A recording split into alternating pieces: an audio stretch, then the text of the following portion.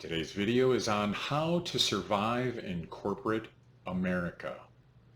And I am going to share a unique path that leads to the zombie apocalypse that I reference in my book. And if you stay with me to the end, I'm going to share with you a key to your success in surviving your corporate environment.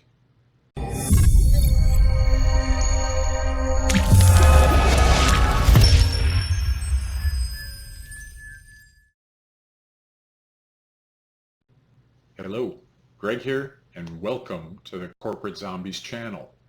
If you've been with us, thanks and welcome back. Today, I'd like to start off by thanking those who've left comments in the videos, as well as those I've chatted with online or even talked to in person.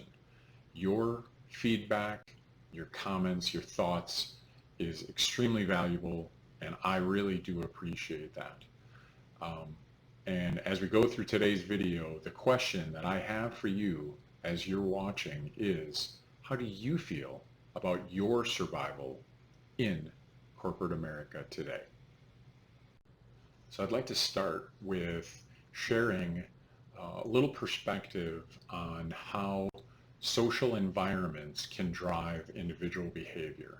And if you're not familiar with 5 Monkeys and a Ladder, please take a look at the links that I provided in the video description for some excellent examples of the study that was done and the observations that were made. I'll take a quick stab at it for those who may not want to jump over right now. Essentially, there was a scientific study, 5 monkeys, in the center was a ladder. Every time a monkey went up, they received punishment. After a period of time, that behavior became learned, and none of the monkeys wanted to go up the ladder. Over time, all of those monkeys that had experienced that were replaced by new monkeys that had never experienced the punishment previously, and yet those learned behaviors remained. And even without any potential for punishment, those monkeys still didn't climb up the ladder, still weren't interested in the reward.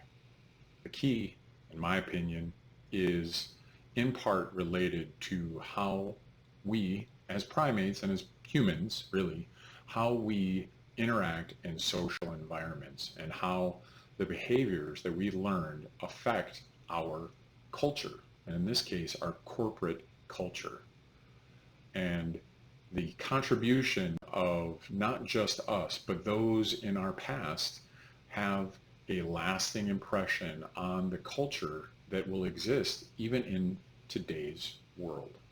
Unless there is a strong influence for change, the company starts failing, there's a mass exodus of employees, or some other factor that leads to a profound need for change, the tendency for us to accept previous experience for an indication of a future success remains. And without people who will look to explore and challenge that, there isn't necessarily always going to be an impetus for culture in a company, especially one that's been around for a while, for it to make any changes. Now, maybe that's not something that you experience. Maybe you work in a new company and you don't see it quite to the same level of influence, or you work in an older company that has gone through a lot of change and a lot of experimentation, and it's not heavy of an influence. But in my conversations with many people, I've found that there is a strong correlation of the social disciplines around behavior, especially in corporate environments, that influence behavior and lead to people wanting to be part of the group. And being part of the group means you may not challenge the status quo.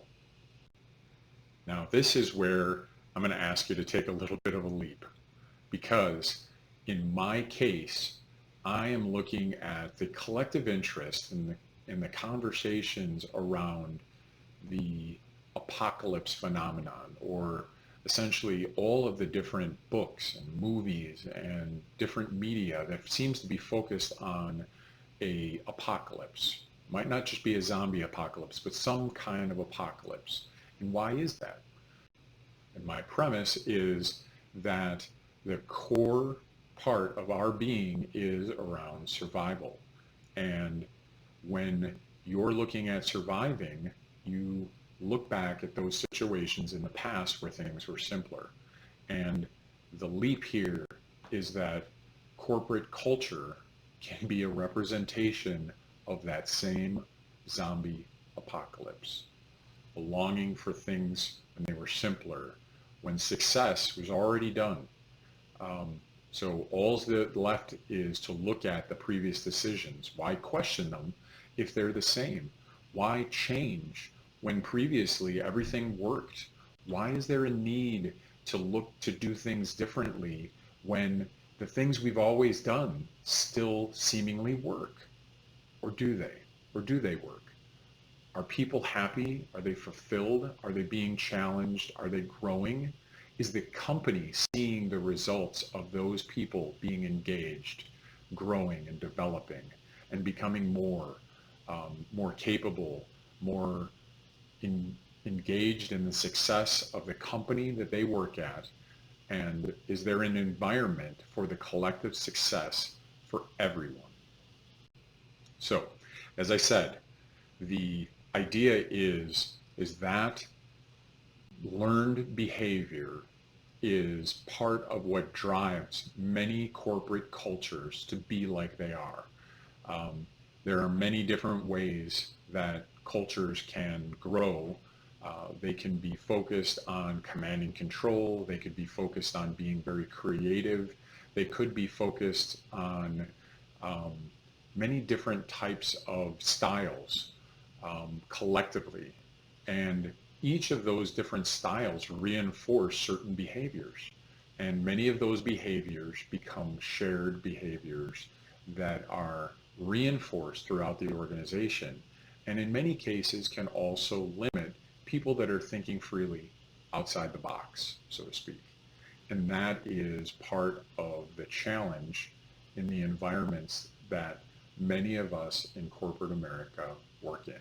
And this, honestly, is probably not just a corporate America issue. And in fact, I would offer to say if you have experience outside of America that either reinforces or perhaps even disputes the premise that I'm presenting, please share that information in the comments section. I'd love to be able to have something to work with that can provide some contrast, maybe why things may be different somewhere else. Or, as I had said, if you have experiences in environments where you don't see those type of things, I'm very interested to hear and share with others who also come to this channel what types of things that are happening in your environment that maybe are making culture change on a regular basis. So, as I had said at the beginning, I was going to share the key to your success in this corporate America, this zombie apocalypse that we may be working in. And I'm going to keep it simple. Be a leader. Drive, question, challenge, not just yourself. It really has to start with yourself, but do the same for others. Create an environment collectively within your little area to start, within your team, within your larger group, maybe within your department, or within your organization and your company. Create an environment that is questioning why we do things the way we do things. How can we do things better? How can we come to different outcomes, better outcomes than we previously have? Change is constant, and if we are not looking at our ability to take the lead and drive our change, we could be left behind, not just ourselves personally, but again, our team, our environment, our department, and our company could be left behind. And if you're interested in finding fulfillment and living out your version of what you see as success, it has really got to start with being a leader and fostering leadership in other people. Today's environment can be in many cases a lot about identifying the leader and everybody follows. The challenge I have to you is, how can you be a leader that follows leaders and become a leader that other people will want to also connect up with? They can see your success as an opportunity to get involved and again to create that environment for the success of everyone. Formulate your path and challenge yourself, and that can lead to others changing. And with those changes, we can change corporate culture. We can save those who are zombies from this zombie apocalypse. All right, so that's a wrap. Thank you very much for listening. I hope you enjoyed the video. If you do, please click the like button, subscribe, and click that notification button so when I put out new videos, you'll be amongst the first to be notified. And if you saw something in this video that's helpful, please share it with others, and of course, use the comments. If you have thoughts, experiences, questions, if you have feedback, please share it in the comments section. If you didn't like the video, if you had things that you had issue with in the video, please share it in the comments. It helps all of us to get better. Because at the end of the day, this channel really is about trying to provide a small pool of success, and through sharing our experiences, we have that opportunity. Also, one last call out. If you have any thoughts or questions for future video topics, please also share those in the comments. It's a great opportunity to see answers to things you've been challenged with in a future video, and it would help me out greatly, and perhaps will also help out many other people. So thanks a lot. Have a great day.